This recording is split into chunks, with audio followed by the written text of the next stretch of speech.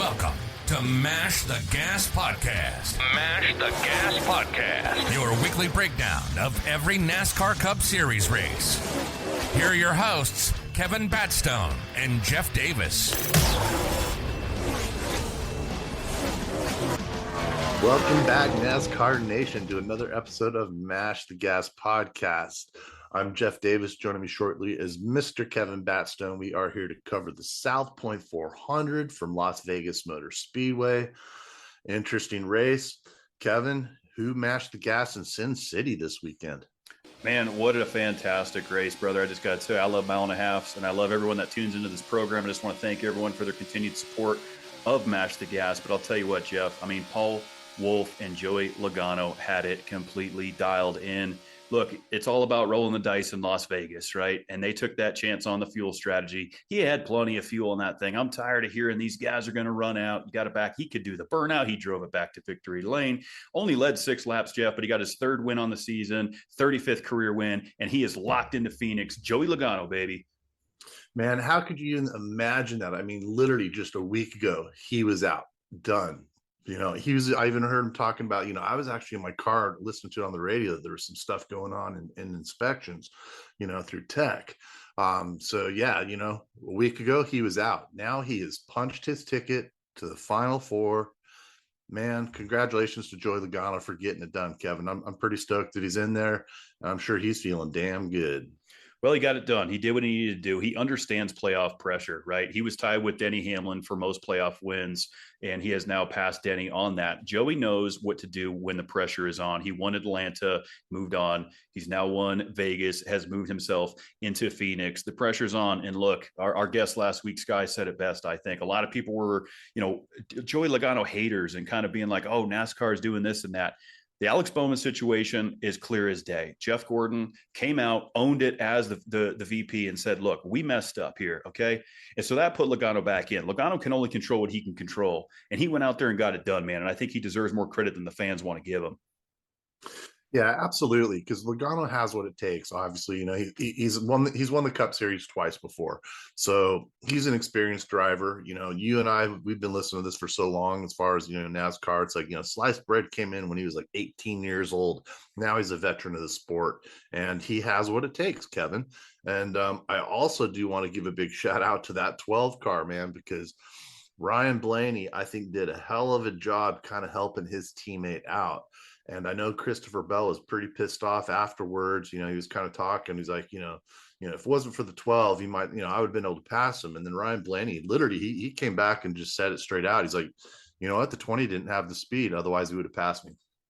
Well, and I agree with Ryan Blaney on that 100%. As much as I understood what Adam Stevens and Christopher Bell were doing, lights out fast, just 26 seconds back. And it was so fun and to watch that and to see the anticipation building. Is the 20 going to get there? Can he blow by these guys? And I kind of knew just from experience that, when you start getting into that traffic and the competition starts ramping up, we knew at some point the 22 had to say, all right, I got to get by the 99 of Daniel Suarez. I got to go. It's time to go. Smoke him if you got him. And the 20, who's kidding who, Jeff? If there was about 1 or 2 more laps, he probably would have got there. But I think it's just another incredible display of the mile and a half package and just how well this racing is. You got everything. We had the fuel strategy. We had guys gambling. We had guys stay out. And that's exactly what NASCAR racing is all about. So, I love the fact that we are in the round of 8. This is what NASCAR racing is all about. Absolutely. And, Christopher Bell, if we were to ever do it, we talk about it every once in a while, we need to start giving a runner up for Mash the Gas award, because Christopher Bell truly did mash the gas, leading 155 laps.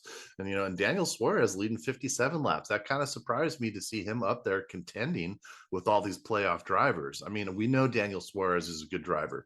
I love the guy. He's got a great attitude. He's one of my favorite personalities out there.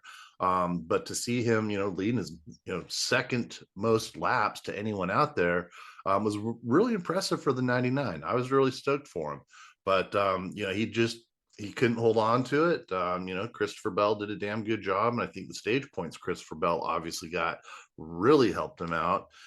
So the points are kind of, it's weird, Kevin. We've got guys, the cutoff line is 27 points. We're used to the cutoff point, 5 points, 4 points. That's the cutoff line between, who's in and who's not.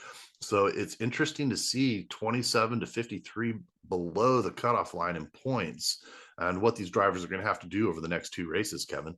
Well, I think that's exactly what NASCAR wanted with how they designed this playoff format. I mean, the cream always rises to the top. So, like to your point, you look at the top four right now as the points sit. Joey Logano's in. He's good to go. He doesn't even have to worry about anything. Christopher Bell, 42, did the good. Kyle Larson, 35, and of course, William Byron, 27 plus. And those guys have earned the position to be in that position, right? They've run consistently enough, grab stage points when it counts. And then we look at the bottom four. Arguably, every single one of these guys had a terrible day.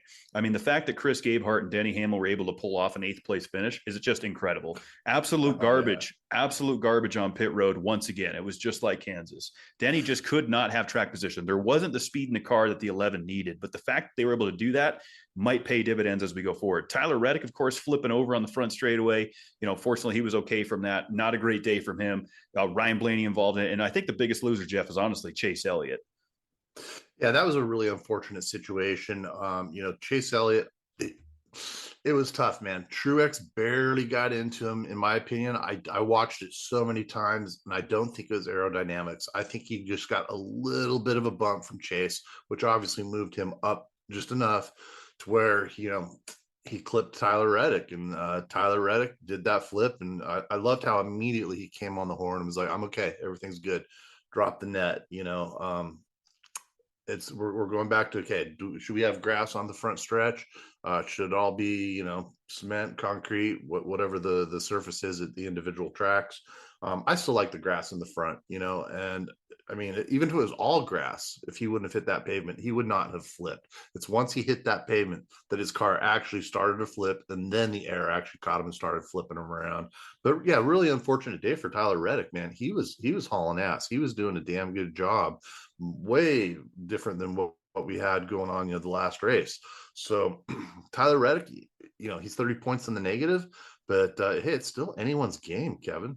Well, it really is. And I think, you kind of hit it there with the grass on the front straightaway. I think what makes Las Vegas Motor Speedway and some others unique is they have that quarter-mile racetrack within it that we'll see legends and some of these other things run on. And so, going from the pavement back to the grass and just that alone, I think, NASCAR, I think is going to take a look at it in the R&D and say, okay, what could have we done differently? I don't think pulling the grass out would have changed that scenario. Just because you have that quarter mile right there. So there's an elevation change, there's a dip, but look, he was fine. And the flips always look worse on TV than the drivers say they actually feel it in real time. I mean, I was amazed, Jeff, when that thing landed on all fours, he was already mashing the gas back to pit road. He was like, all right, let's go. Drove it back to pit road. Amazing. He was able to do that. But yeah, tough break for the 45. No question. He's going to have to go ahead and put his gloves on and go to work next week in Homestead. And same goes for Ryan Blaney and Chase Elliott. I mean, that's just, in my opinion, these guys are now in a must-win situation. I mean, we're talking about getting into a Final Four. There's limited room here, and the points are already spread out pretty high. To your point about Denny being 27 on the bubble with an 8th place finish, it just goes to show you how tough this competition is. It's going to be really difficult, Kevin. Like you said, with these guys, the points, 53 points to the negative. Chase Elliott, he's definitely in a must-win situation unless some miracle happens, in the next two races. And Ryan Blaney's not that far behind him with negative 47. It's just it's tough, man. These guys literally need to pretty much win, otherwise they're not going to get in. I kind of had already, Christopher Bell and Larson penciled in, and I thought Byron was going to be in there. Logano was kind of the surprise to me getting in there. I was kind of thinking, maybe Denny Hamlin or Tyler Reddick, but yeah, it's up in the air, Kevin. And NASCAR's done a good job with, creating a lot of different scenarios. I know we've talked about it the last few episodes, but this round of the playoffs to me makes the most sense. We're not having the Roval, we're not having super speedways where it's a crapshoot and everything. It's like, these are tracks that these guys have to go run well, and they know how to run them well. Tyler Reddick's badass fast, in next week when we move forward, he's going to be killing it, man. I mean, it's a good scenario for him to go out to Homestead, and Christopher Bell's the same way, and as Ryan Blaney took P2, so there's those are the top three drivers from last year. And let's not forget William Byron. He was P4 last year. Yeah, no question. I mean, all those guys, and I think that's why they all just wanted so desperately to survive the round of 12, because they knew that these racetracks are places. Now we race, right? As Denny said, now we race. And this is what NASCAR racing is all about. You know, Christopher Bell, we saw they threw a microphone in his face after that race, and he was completely disappointed. But I mean, to his defense, those guys did everything they could. They were on a completely different strategy, you know, and I think that's what I'm trying to drive home here is, you know, the Logano, the Hamlin, the Suarez strategy was roll the dice, right? We're in Vegas. Seabell and Adam Stevens, I think, did a fantastic job.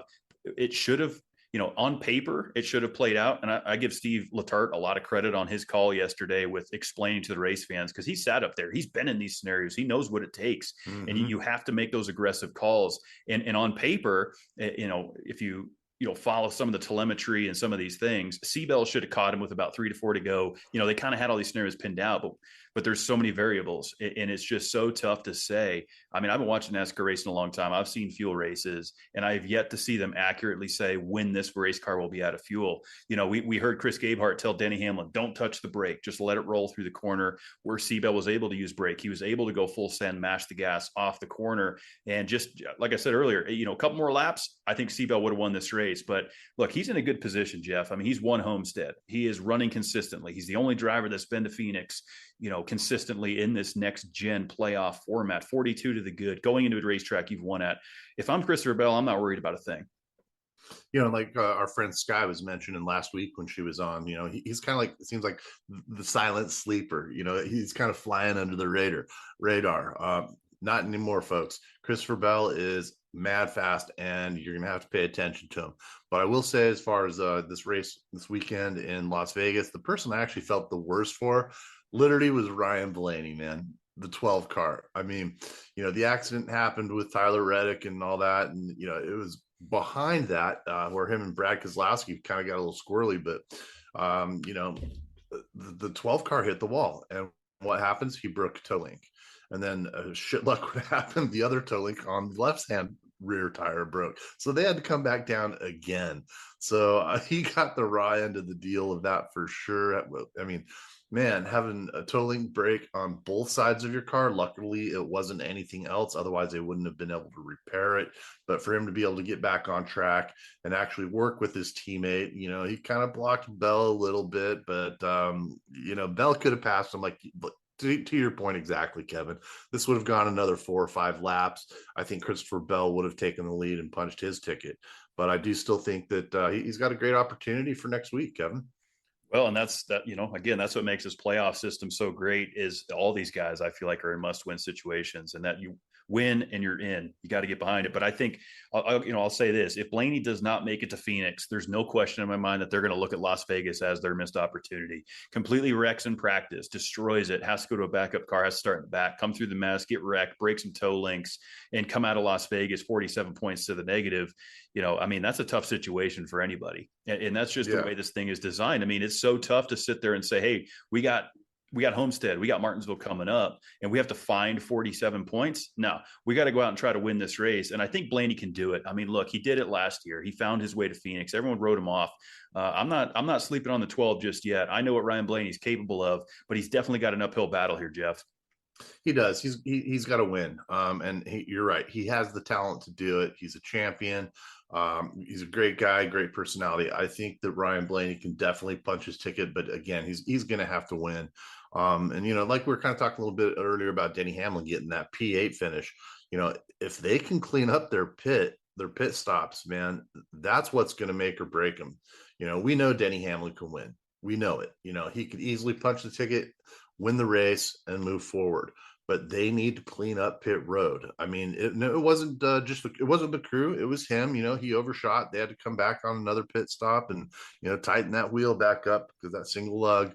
But yeah, they need to clean that shit up if they're going to, you know, move forward. I mean, even if he does punch his ticket into the Final Four, and whether it's by points or with a win, if they don't clean up pit road, then yeah, I don't think they're going to have a chance to take the championship, Kevin. Everybody's got to be better on that team. And it starts with Denny Hamlin. I mean, he overshot the pit box. Denny made mistakes that didn't help their situation either. Chris Gabehart did what he could do to make the calls. Denny stayed out in stage 2 there to get track position. I mean, that's the name of the game was track position at Las Vegas. That's what they were looking for. And all of those guys, we know what they're capable of. We've seen what the 11 car has done earlier this season. These guys just got to clean it up, man. And that's where you start looking at some things. We've seen it in the past, Jeff, where, organizations will make pit crew changes or move guys around specifically in the playoffs. And so, I wonder how much involvement Joe Gibbs Racing will have in some of those calls, how much involvement Chris Gabehart, our head's going to roll on this, because it's like, look, man, Denny knows his chances are very limited. I think personally, everyone knows I've been on record in January to say he's going to win this championship. And if these guys don't get it done this year, I just don't really see it happening. I don't see it being a reasonable opportunity just with the trends where NASCAR is headed. So what kind of changes are going to happen? Because if I'm Chris Gabehart, if I'm JGR, I'm going, man, we got to tighten this thing up. We can't go into Homestead with this garbage approach that we had in Kansas and Las Vegas, our 2 best opportunities to go out and grab a win, and make just simple mistakes like that. We're beating ourselves here, guys. So we got to tighten this up. Yeah, and you're right about switching crew members around. I mean, that's what we saw happen with, Chase Briscoe and, with Stuart Haas. He was the last car left to be in the playoffs. They switched some guys around. They were like, okay, we need our best guys. This is our only guy left in the playoffs. Unfortunately, he didn't make it to the round of 8, which is kind of a bummer. I wanted to see Stuart Haas car, kind of move a little bit more forward than what they did. But to your point, they're going to pull crew members from different teams and go, okay, we need the cream of the crop right here. This is our chance. This is who we need out there. And we've seen it done a lot in the past.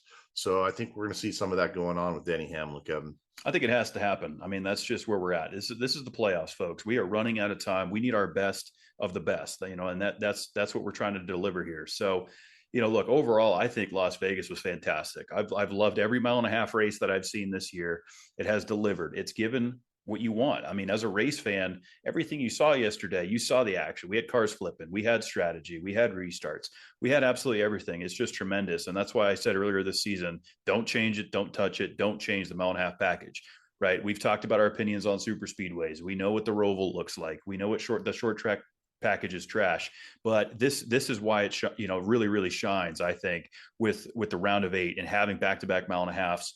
It's just terrific. And so, some of like I said, Chase Elliott, I thought was the biggest loser, but Hendrick overall, I mean, look, we got to talk about Kyle Larson, man. I mean, what a disastrous situation. He just up and down.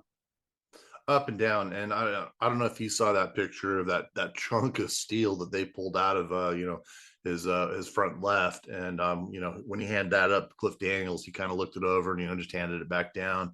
Obviously, we know these crew chiefs, very, very just solid, almost monotone sometimes in the way their personalities are. But Kyle Larson, that blew my mind, for him to be 2 laps down and then 1 lap down. I actually, I hate to admit it, folks, I actually took him out of my lineup and put the 45 back in because they were only 2 points apart, and I was saving that extra use of Kyle Larson. But for him to almost get a top 10, Kevin, I mean, he came in P11 on this race, and man, I didn't think there was any way in hell he had a chance of getting back even on the lead lap. I thought, he could probably gain a lap back. But Kyle Larson, man, you can't knock the guy, man. He is incredible. Well, I mean, just you look at that situation. I mean, we've always talked about Larson's always going to maximize performance and maximize the best finishing position he can get as a driver. And I think him and Cliff Daniels do a fantastic job, in staying calm and understanding the situation. And, when Ty Gibbs went around there to bring out the yellow to put Kyle Larson back on that lead lap, it was like, okay, let's see what the 5 can do. And the fact he was able to blast through the field, come back up to 11th, I think is a pretty outstanding finish. I mean, one thing I really respected about the broadcast yesterday is they were showing the battles mid-pack. We were seeing what was going on from 10th to 20th. We weren't just focused on the leaders, mainly because Christopher Bell was just lights out fast. There wasn't any action there.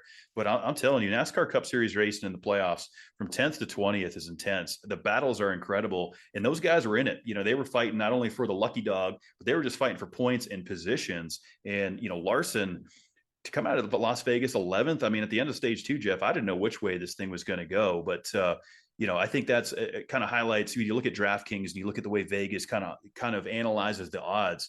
Larson, as we even said last week, he's the favorite till he isn't. But these guys, we saw the pressure get to them. I mean, mistakes were made.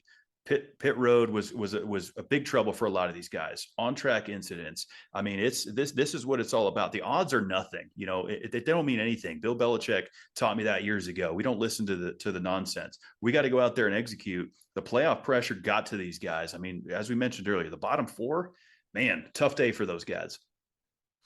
Yeah, and to your point exactly, Kyle Larson, man, he was just incredibly fast. You know, you put 4 fresh field goods on that car, man, he was charging the field. He was passing folks left and right, man. So, you know, really cool to see. You know, he has the capability. I mean, we know he has the capability. He's just a damn good driver. So I still think he's going to get in there. I don't think he's going to have a problem. You know, I think he's actually going to win a race. I don't think he's going to get it on points. I think he's going to punch it with the win. But, you know, I do think the old number 3 car of Austin Dillon, oh man, that wreck. I did kind of, yeah, it was bad, Kevin. Really bad, really, really bad. You know, and I think there was some back and forth there, and Austin Dillon was kind of pointing the finger at Daniel Hemrick, but you know, NASCAR was kind of struggling to find an angle of the wreck. And then when they showed that in car, just an incredible impact. I mean, look, we know we've talked about Austin Dillon, we've talked about Kyle Busch and where RCR stands. You know, they're just not in the best position. But to go out there and just get completely smashed, you know, in between turn 3 and 4 there, super hard wreck. I'm glad he was okay, but man, that was nasty. Yeah, and Daniel Hemrick and him they're good buddies off the track. They're friends. So it was really weird to see him literally just drive right through the back of him. You know, he's like, I don't know what he was thinking. I don't know why he did that. You know, I just don't understand it. You know, he was pretty pissed about it, and I don't blame him because it didn't. You know, from what I saw, he didn't really let up until he had pretty much already smacked him in the back and started driving right through him, and that's exactly what happened. And that was a hard lick. Super hard leg for sure. I mean, obviously the competition was high. These guys trying to maximize corner entry any which way they can. And, you know, it's tough for me to put that completely on Hemrick. I mean, yeah, he came home with a 19th place finish. You know, it certainly wasn't intentional. I guess I'll say that. I didn't see any malicious act there. I think it was more of a racing accident. Maybe Dillon was backing up the corner a bit, but you know, at the end of the day, that's a hard hit, man. And you know, it's get a testament to the safer barriers, to this next gen car, the safety of it, the fact that these guys are able, you know, Tyler Reddick and others were able to walk away from some of the chaos yesterday. Yeah, and again, yeah, NASCAR's done a damn good job. The car is pretty rigid. It's, you know, it's almost bulletproof. It is nice to see them try to adjust that a little bit so that these impacts aren't as hard.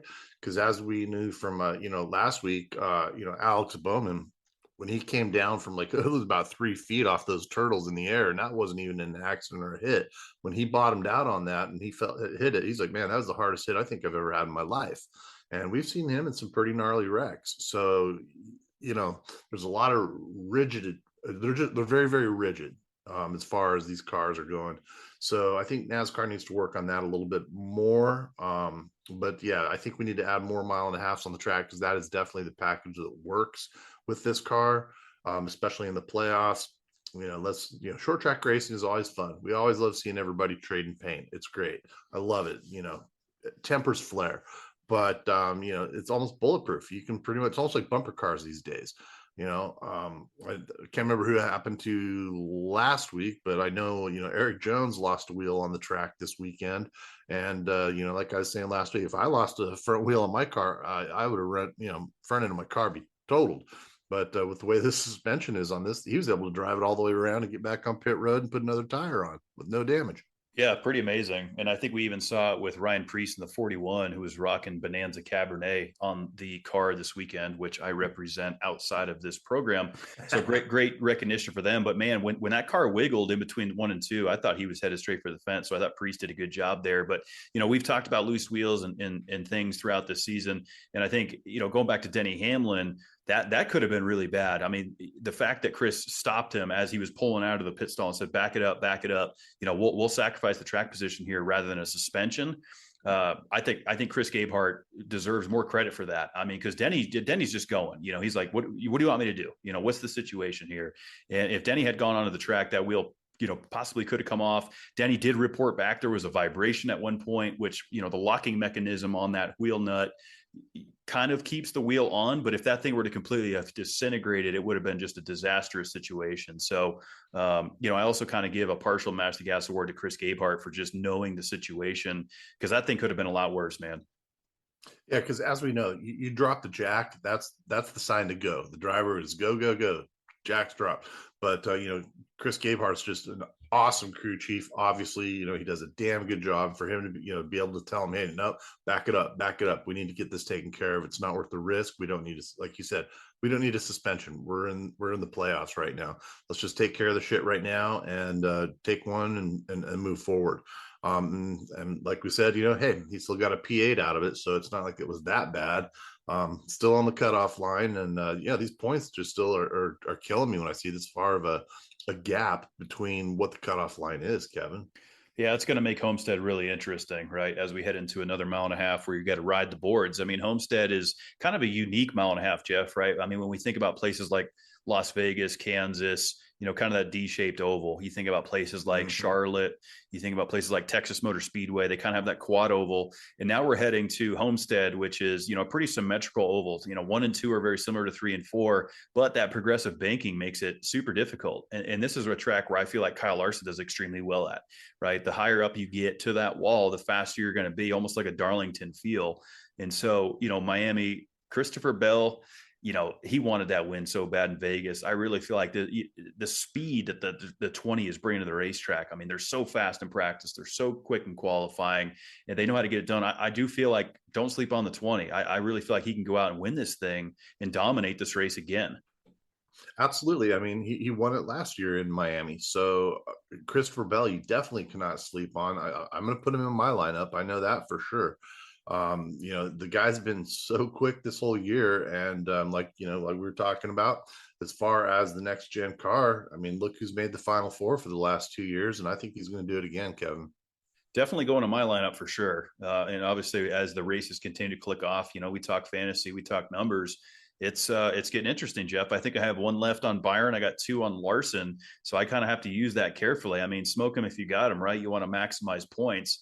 You can't just let it all come down to Phoenix on the fantasy side and say, hey, I'm going to make up, because I think you're 60, 70 something points behind me, Jeff. I don't know what your strategy is going to be, but if I were you, I'd smoke him if I got him. Hey, I've got use on Larson and on William Byron for the rest of the rounds, so I'm not too worried about that. I think I'll catch you with on points. We'll be close again, brothers. Don't talk your shit too soon. But hey, last year, last year at Homestead, guess who came in 5th place? AJ Allmendinger. He actually punched his ticket this weekend into the playoffs in the Xfinity Series on an oval. Now that I think is cool, because we always know Dinger's the road course ringer, but for him to be able to punch his way in for playoffs in the Xfinity Series, good for him, man. I was stoked that he did it, and I just kind of laughed because I know he finished in P5, in Homestead last year, but that was in the Cup race. Incredible drive by AJ Allmendinger. I mean, same goes for Joey Logano. I mean, both those guys are going to sleep good for the next 2 weeks, knowing that they're really going to focus on Phoenix. That's what it all comes down to now. I mean, go out and have some fun, try to get another trophy or two. But those guys are locked in, and the Dinger earned it, man. Like you said, he's been known, kind of typecasted a bit, if you will, as a road course guy. And he's going, no, man, I'm going to try and battle this thing out. And I think we might see a similar thing from Shane Van Gisbergen the longer we see him around in this sport, right? I mean, SVG, of course, still alive, but he depended so heavily on the road course wins to get him into the playoffs, just like the Dinger. I think the longer SVG gets more track experience and gets these ovals underneath him, I think he can do exactly what the Dinger's doing. But, I think everybody's kind of pulling for the Dinger to go out to Phoenix and win this NASCAR Xfinity Championship. I'm pulling for him, Kevin. I really am. We've seen him go back from, the Cup Series down to the Xfinity Series, from Xfinity to Cup, back down, coming back up. I love AJ, man. He's a great guy. Married to Miss North Carolina, so something's got to be going well there. But no, he's just a good guy, man. I love AJ Allmendinger. I hope he does great in the Xfinity Series, Kevin. But well, it's getting close to cutoff time, brother. So we got to move on to Homestead-Miami now. We are on to Miami, the place that once hosted the NASCAR Cup Series Championship. I think we've kind of covered who we think is going to be the guys. I mean, here's the thing, Jeff. I mean, it could happen at any moment. We could have another non-playoff driver shock the field, a Ross Chastain or even a Chris Buescher. I mean, we've seen those guys perform extremely well in a mile and a half. So, but the playoff pressure is on, for guys like Chase Elliott and Ryan Blaney. These guys they have to go out there. They need stage points, Jeff, badly. They have to run well. So how much does that affect their strategy? What are they going to do? Are they going to stay out? Are they going to pit with 2 to go before the stage end? That's what's going to make this race extremely interesting. And it's going to be really tough because that is the hard thing. Okay, do we go for points or do we have to go for the win? I mean, when we're 47 to 53 points between Blaney and Elliott, 47 down, 53 down, our stage point's going to help them. I mean, they could win stage 1 and 2 and get 20 points out there, wreck, and then they're still, to almost 30 points in the negative. So I think they're in a must-win situation. They need to buckle up and rocket it, man. Yeah, I mean, that's the thing, right? Is what's the call? And I think that's what we saw. What I loved about Las Vegas is we saw it develop in real time. What the strategy is, it changed. Okay, we're going to stay out. We're going to do this. We're going to do that. You can have the best game plan in the world. You can figure out what you need to do. But when you get out there and execute, you have so many variables. And that's what's going to separate the boys from the men here as far as who's getting into Phoenix, right? Who makes the best call? Who's going to be aggressive? Who's going to stay out? Is overtime going to be an issue? Who's going to get in the wall in Homestead? I think you keep your nose clean, stay out of trouble, get stage points, maximize your situation, and try to come out of there with a clean finish. And of course, I'm rooting for Denny on this one, because I got to stand behind my pick. And, let's see if he can maximize this opportunity. Yeah, it's going to be a fun race. Everyone tune in. It's going to be awesome. Gonna love it. We're going to probably be in Miami ourselves next year, by the way, with our new friend Sky. So we got to talk to some of our friends about that one. But let's move her on to Miami Homestead. We are on to Homestead, the Straight Talk Wireless 400 coming at you this weekend on NBC. Looking forward to it, Jeff. We will be back next Monday to break down all this action and get ready for Martinsville, which is just going to be tremendous. Thanks again to everybody who supports this show. We're out of here. And until then, Jeff, smash the gas.